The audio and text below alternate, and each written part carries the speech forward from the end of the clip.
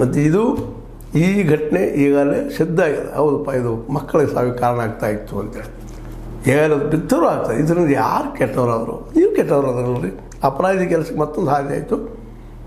ಹೌದಪ್ಪ, ಇವರು ಅಪರಾಧಿಗಳು. ಆ ಮಕ್ಕಳು ಪಾಪ ಅವರಿಬ್ಬರು ನಿಮ್ಮ ಫಾಲೋವರ್ಸು ಮಾಡಿದ್ರು. ಇವತ್ತು ಈ ರಾಮಸೇನೆಯನ್ನು ಬ್ಯಾನ್ ಯಾಕೆ ಮಾಡಬಾರ್ದು ಅಂತೇಳಿ ಪ್ರಶ್ನೆ ಹೇಳ್ತಾ ಇದ್ದಾವ. ಇದು ಇನ್ನೊಂದು ಭಯೋತ್ಪಾದಕ ಸಂಘಟನೆ ಅಂತೇಳಿ. ಯಾವ ಭಯೋತ್ಪಾದನೆ ವಿರೋಧ ಮಾಡ್ತಾರೋ ಆ ಭಯೋತ್ಪಾದನೆ ನಿಮ್ಮದು ಹೆಸರು ಬಲಿ ಆಗ್ತಾ ಇದೆ ಅಂತ.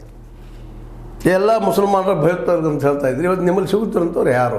ಇವಾಗೆಲ್ಲ ನೀವು ಸ್ವ ವಿಚಾರ ಮಾಡುವಂಥದ್ದು. ಇದೆಲ್ಲ ಹೋಗ್ಬೇಕಾದ್ರೆ ನಾವು ಪ್ರೀತಿ ವಿಶ್ವಾಸದಿಂದ ಇನ್ನೊಬ್ಬರ ಒಂದು ವಿಶ್ವಾಸ ಕಳಿಸುವಂಥದ್ದು. ಹೌದು, 14-15 ವರ್ಷ ತನಕ ಏನೋ ರಿಪೋರ್ಟ್ಸ್ ಬರ್ತಾ ಇದ್ದಾವೆ.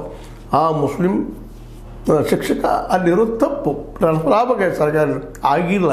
ಅದಕ್ಕೆ ಹಾದಿಗಳಿದ್ದಾವೆ. ಅದಕ್ಕೆ ನೀರಿಗೆ ವಿಷಯ ಬರೆಸುವಂಥ ಒಂದು ಕೆಟ್ಟ ಪರಂಪರೆ ನೀವು ಹಾಕಿಕೊಟ್ಟಿದ್ದು ಇವತ್ತು ಭಾಳ ಚರ್ಚಾ ವಿಷಯ ಆಗ್ಯದ. ಇದಕ್ಕಾಗಿ ಜನ ಎಲ್ಲ ಕೇಳ್ತಾ ಇದ್ದಾರೆ, ಅದರಲ್ಲೂ ನಿಮ್ಮ ವಿರೋಧಿಗಳು ನಿಮ್ಮನ್ನು ಯಾಕೆ ಬ್ಯಾನ್ ಮಾಡಬಾರ್ದು ಅಂತಾರೆ. ನಿಮ್ಮ ಬ್ಯಾನ್ ಮಾಡಿ ನೀವು ಸಣ್ಣವರಾಗ್ತೀರ ಅಂತಲ್ಲ, ನಿಮಗೆ ಗೊತ್ತದ ಅದೆಲ್ಲ. ಬ್ಯಾನ್ ಮಾಡಿ ನಮ್ಮ ಪ್ರಚಾರ ಹೆಚ್ಚಾಗ್ತದೆ ಅನ್ನೋ ಜನ ಇದ್ದೀರಿ ನೀವು. ಅದಕ್ಕಿಂತ ನೀವು ಪರಿವರ್ತನೆ ಯಾಕೆ ಆಗಬಾರ್ದು? ಗಾಂಧಿಯನ್ನು ಯಾಕೆ ನೀವು ನಿಮ್ಮ ಅಭ್ಯಾಸ ಮಾಡಬಾರ್ದು?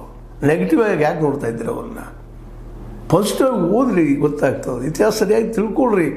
ಅರ್ಧ ಇತಿಹಾಸ ತಿಳ್ಕೊಳಕ್ಕೆ ಹೋಗ್ಬಾರ್ರಿ. ಪುರಾಣ ಪುಣ್ಯಕಥೆಗಳು ಬೇಕು ಇಲ್ಲಂತಲ್ಲ, ಆದರೆ ಪುರಾಣ ಪುಣ್ಯಕಥೆಗಳು ನಮ್ಮನ್ನು ಒಳಗೆ ಮಾಡಬಾರದು ಅಂತ ಅಷ್ಟೇ ಇಲ್ಲ ಅಂತ ಹೇಳ್ತಾ, ಪ್ರಮೋದ್ ಮುತಾಲಿಕ್ ಅವರ ಫಾಲೋವರ್ಸ್ ಅಥವಾ ರಾಮ್ ಸೇನೆ ಅವರು ಈ ಘಟನೆ ಮಾಡಿದ್ದನ್ನು ಖಂಡಿಸ್ತಾ, ಇದು ನಿಮ್ಗೆ ಲೈಕ್ ಆಗಿರ್ಬೋದು. ಲೈಕ್ ಮಾಡಿ, ಶೇರ್ ಮಾಡಿ, ಕಾಮೆಂಟ್ ಮಾಡಿ. ಜೊತೆಗೆ ಸಬ್ಸ್ಕ್ರೈಬ್ ದಿಲ್ಲಿಸಬೇಡ್ರಿ. S16 ನ್ಯೂಸ್ ಅರ್ಥಾತ್ ಸೀತಾರಾಮನ್ ಸತ್ಯದ ಕೈಗಳಲ್ಲಿ ವಂದನೆಗಳು.